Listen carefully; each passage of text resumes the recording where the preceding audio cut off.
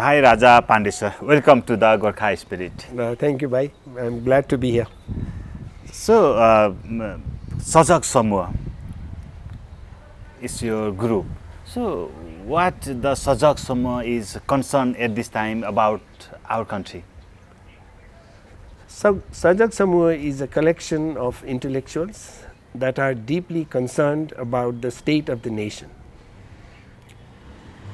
Our focus is on all factors that affect Nepal and Nepalis. It could be economic factor, social factor or religious factor.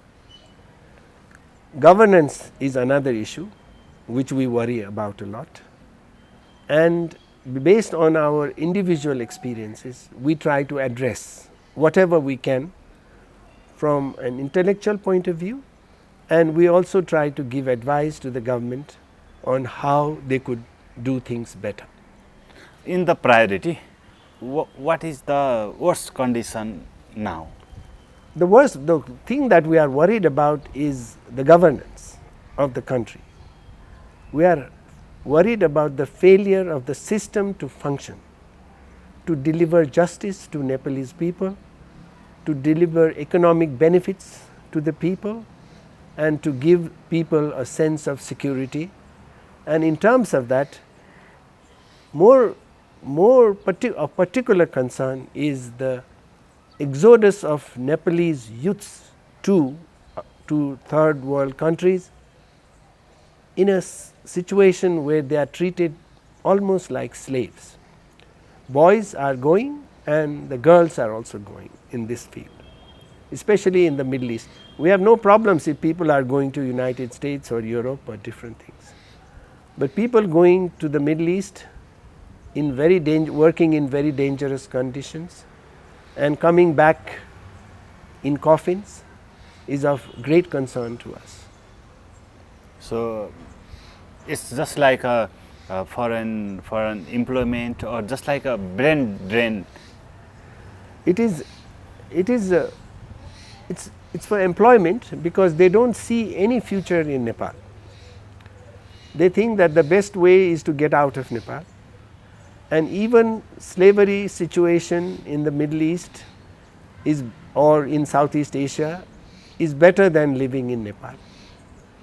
This is a very bad situation for the country to be in, where we have continued to sell our children for survival, for our survival. And that is the tragedy of the country. It started many years ago, even after the British, the Sugauli Sandhi, when they started to recruit our people to fight other wars. Nepalese we were happy, and until now we are happy to let our children go and fight somebody else's war. So we are in Indian Army, we are in British Army and everywhere else. It's a tragic reflection of the country that it cannot keep its own children at home, help them to grow and get employees, sufficient employment at home. That's the problem. So some experts worried about the brain drain also, and they just like coined a new word for just like a hope drain. So, do you think the youth? Yes, it's a reflection of a hope drain. I talk to many school children, and their only hope is to pass certain grade, learn Korean and go to Korea, learn Japanese and go to Japan, learn English and go to Australia. That's their only hope. So the hope has drained, and brain has also drained. But more than that, if they were going to these developed countries, it is okay. But going to these Middle East countries where the conditions of employment are terrible. What's your suggestion for the concerned authority? We need to get control of our economy. Economy is the main focus for any government. Our economy must run and must grow, and to do that our system must function. We can get foreign investment in Nepal, Foreign investment is possible in Nepal. If we have right policies, people will come and invest and develop Nepal, and we will find jobs. We are between two fastest growing economies, between India and China. It requires very little skill to grow in the middle. We are in the middle of two fastest growing economies. And how can we go down when both are going up? So it's a terrible it's a sign of incompetence. We as Nepalese people have demonstrated total incompetence in governing our country, and that needs to change. In the beginning, your group is concerned about the religion also. So what's the problem in religion in our country? See, religion is, as an issue, is always a problem, because there are people don't belong to one religion. So religion cannot be an issue. It should not be allowed to be an issue. Our issue focus has to be economy, not religion. And anybody who talks about religion should be put behind bars. Religion is your relationship with your God. You practice it at home. I don't want to know what is your religion. I don't want to know. Nepalese people have the problem. Nepalese people want to talk. There are some people who want to cause a problem, and they want to talk about religion. Religion is, please, it's a private thing. It's a private between you and your God. Please do it at home. Outside, we are all Nepalis. It doesn't matter whether we are Christians or Hindus or Muslims. So, but there are some people who want to use religion for political purposes, and they do it. And that I have seen it tragic everywhere around the world. I have experienced that the religion has been used for people to kill and get killed and kill each other.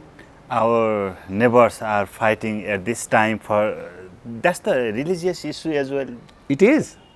It is absolutely a religious issue. It's a political issue. It's a border issue. It's a nationalism issue. All the issues are combined, and that is why they make mistakes. Because if it was only one issue, that would be easy to solve.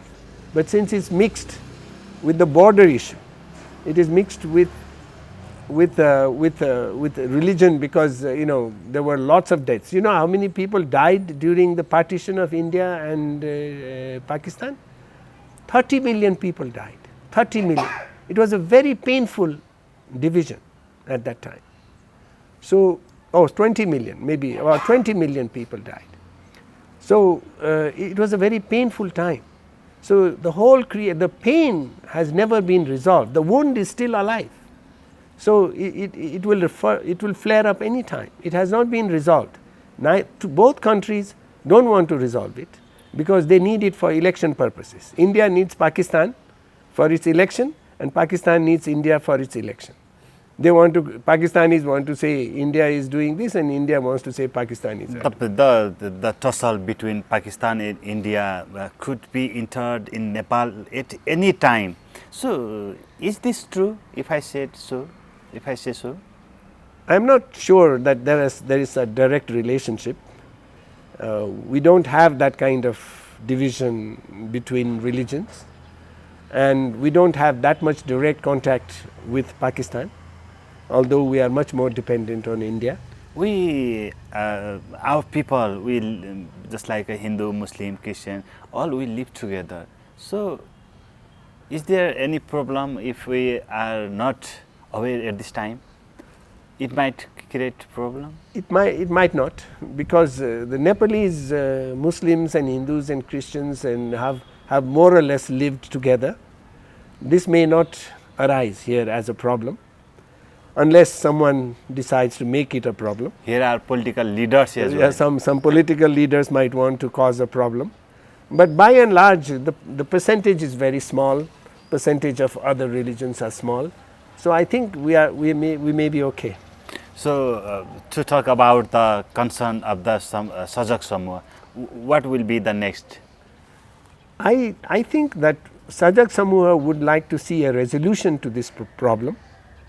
We'd like to see how we can advise the government on the position they should take in this conflict, so that it does not worsen the conflict, so that it makes the conflict get less. What we are hoping for is a gradual de-escalation and gradual down to peace. So that is what we will be hoping for, and we will do whatever we can in that process. We Nepalese people are very worried about our sovereignty. Our leaders' relation with the international power centers, our neighbors, they don't have good relation, diplomatic relations. So, Sajag Samuh concern in this issue as well? Yes, Sajag Samuh is concerned about our sovereignty, keeping our diplomatic relations. Diplomatic relationship with our member countries. We have noted what are the things we could do to help Nepal formulate a policy that will not threaten our sovereignty, and the war, it's an ongoing process. But this sovereignty is much of a myth right now, because sovereignty, when we talk about equality of nations, is Nepal equal to America? But we are equal, right? So, this whole concept of sovereignty, which was developed at some many years ago, has its problems. It's a problematic concept. What we need to do is ensure, if a country is doing economically well, then it is sovereign. Its sovereignty is maintained. If a country is in economic tatters, then nobody cares about your sovereignty. And by the way, an economically tattered country, nobody wants to touch it. Nobody wants to enter. Why import a problem? If Nepal is in tatters, nobody wants this tattered place to threaten to take our sovereignty away. So, our focus needs to be to make sure that economically we are strong. Once we are economically strong, everybody respects us. Singapore, look at how small it is, how well respected it is around the world. Why? We know the country. Because it's governed, it's well governed, its system works.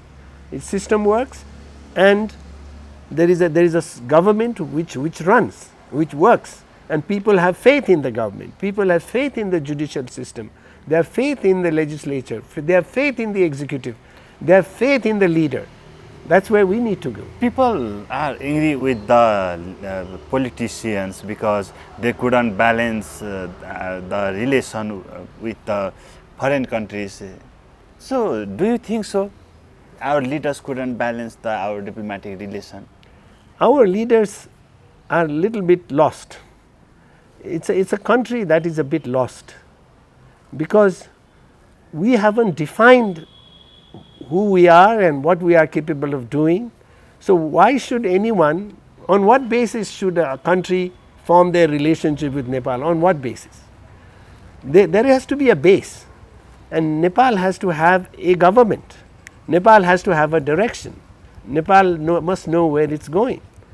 And if none of this is clear, then what agenda do the diplomats push? Do they push the Chinese agenda? Do they push the Indian agenda? Do they push the American agenda, European agenda? We do not know. So, we are a bit of a nation lost, and we are in a phase of transition. Hopefully, someday soon we will find our path. Thank you. Thank you, sir, for joining with us. Thank you. Thank you very much.